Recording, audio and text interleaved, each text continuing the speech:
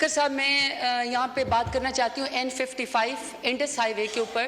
سر یہ ڈیرہ غازی خان سے کشمور تک سندھ کو جو ہے وہ کنیکٹ کرتا ہے, پھر ڈیرہ غازی خان سے یہ کوئٹہ بلوچستان تک کو کنیکٹ کرتا ہے, پھر یہ سر وایا رمک اور آگے سر یہ پشاور تک, یہ بالکل سینٹر میں ہے.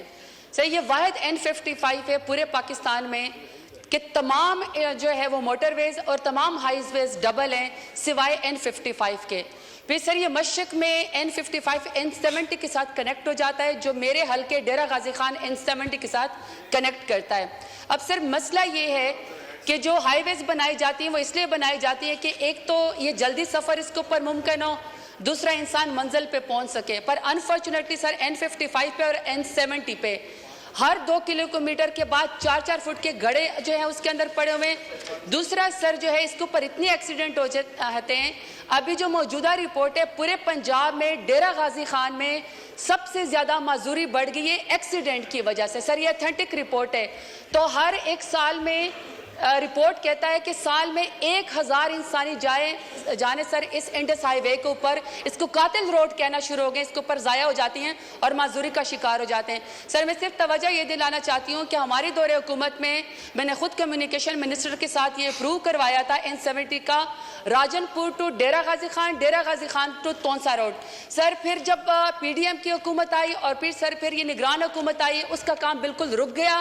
ابھی سر سیلاب والے کٹ اور کھڈے بھی پڑے ہوئے ہیں اور سر یہ قاتل روڈ اسی طریقے سے 1000 انسانی جانیں ضائع ہوتی ہیں. سر میری توجہ ہے کہ کمیونیکیشن کے منسٹر آئیں, پلیز سر اس N70 کے اوپر N55 کے اوپر کام کر کے 2 رویا کر دیا جائے, کیونکہ سر یہ واحد پاکستان کی روڈ ہے جو ڈبل روڈ نہیں ہے, باقی تمام ڈبل روڈ ہے. شکریہ سر. میں نے فی الحال وزیروں کا رول جو ہے نا وہ میں نے ازیوم کر لیا. آپ مجھے لکھ کے دیں, ہم کمیونیکیشن سے ان رائٹنگ جواب مانگ لیتے ہیں یہ, اور اس میں ڈیٹیل لکھ دیے جو آپ نے ذکر کیا ہے. بیگ صاحب, ڈاکٹر بیگ صاحب, ڈاکٹر اشتیاق بیگ صاحب. Thank you, Honorable Speaker.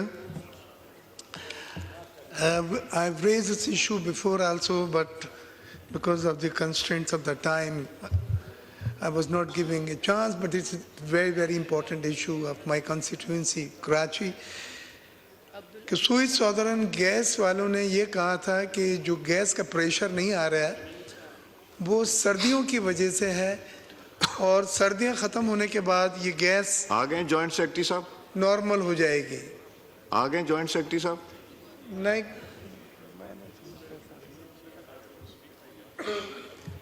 کہاں سوئی سے منگوایا ان کو؟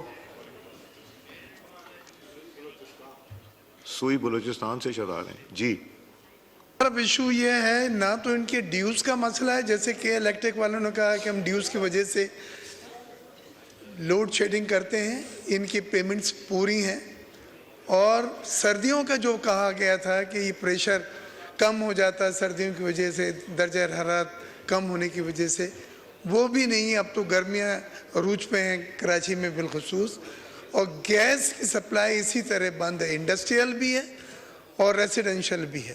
تو میری ریکویسٹ یہ ہے کہ آپ کیا ریزن ہے, 2 ریزن جو وہ دیتے ہیں عموماً وہ تو نہیں ہے, میں دیکھ کر آیا ہوں اپنے طور پہ, اور مجھے پھر حلقے میں جانا ہے اور لوگوں کو فیس کرنا ہے. میں ان سے وعدہ کر آیا تھا کہ کراچی میں گیس کی لوڈ شیڈنگ کے لیے انشاءاللہ بات کر کے اس کو حل کرائیں. مجھے لکھ کے دیجئے, میں خود ہی ان سے جواب منگواتا ہوں. I'll ask them to reply within 7 days, اور آپ کو ریٹن جواب آئے گا. اسی طرح باقی ممبران کا بھی. جی حمید حسین صاحب, حمید حسین صاحب کا مائک کھولیں.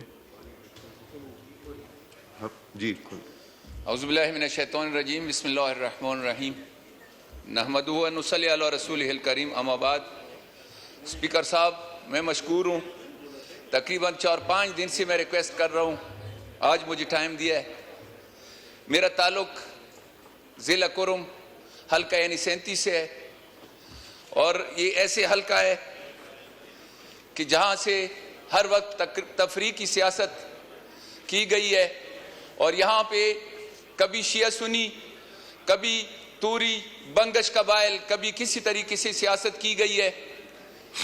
لیکن الحمدللہ میں یہ کہہ سکتا ہوں کہ میرے قائد سینیٹر علامہ راجہ ناصر عباس اور قیدی نمبر 804 نے میرے عوام کو ایسے تسبیح کے دانوں کی طرح پرو دیا کہ بغیر کسی تفریق کے میرے یہ جو الیکشن ہوئی ہے, مجھے جو الیکٹ کر دیا گیا ہے, اس میں بغیر کسی تفریق کے میں اسمبلی میں آیا ہوں. میں ادھر یہ بتاتا چلوں کہ میرا ایسے حلقہ ہے کہ جہاں میں نہ بجلی کا نہ ڈیولپمنٹ کا, میں کسی چیز کا ادھر میں درخواست نہیں کرتا.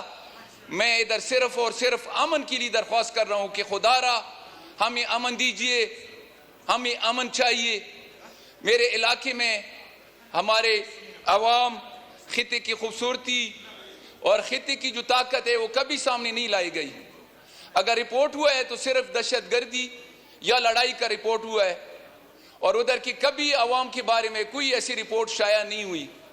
اور خدا را آج تک ہم اس چکر میں پھرتے رہے ہیں کہ ہم قومی مفاد میں کام کر رہے ہیں, ہم پاکستانی ہیں, لیکن افسوس کی بات کہ ہمیں آج تک دہشت گرد یا پاکستانی اینٹی پاکستانی آگے بتایا جا رہا ہے کہ یہ اینٹی پاکستانی ہیں, یہ قبائل جو ہیں ہمیں بالکل پاکستانی ہی نہیں سمجھا جا رہا.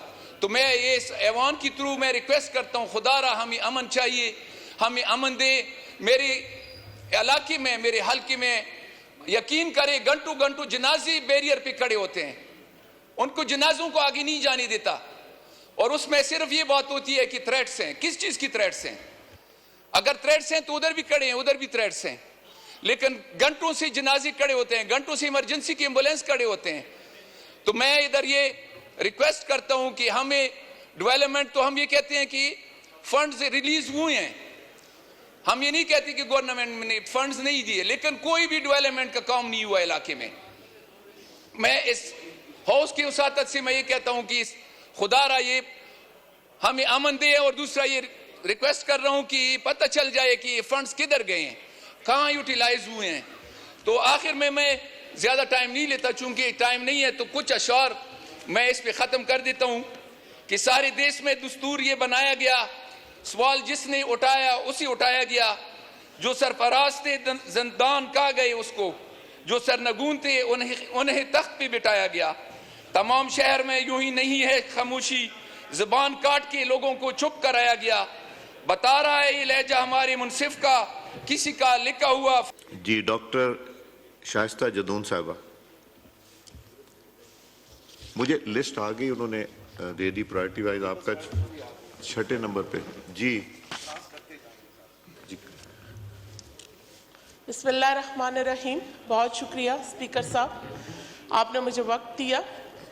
میں خیبر پختونخوا سے تعلق رکھتی ہوں اور ہزارہ کی دھرتی کی نمائندگی کر رہی ہوں. وہاں کے کسٹم انسپیکٹر صاحب جو چند دنوں قبل شہید ہوئے تھے اپنے سپاہیوں کے ساتھ, اس خاندان کے ساتھ مجھے ہمدردی بھی ہے. اور کل جب میاں شہباز شریف صاحب وزیر اعظم صاحب وہاں تشریف لے کر گئے, تو یقین کریں کہ مجھے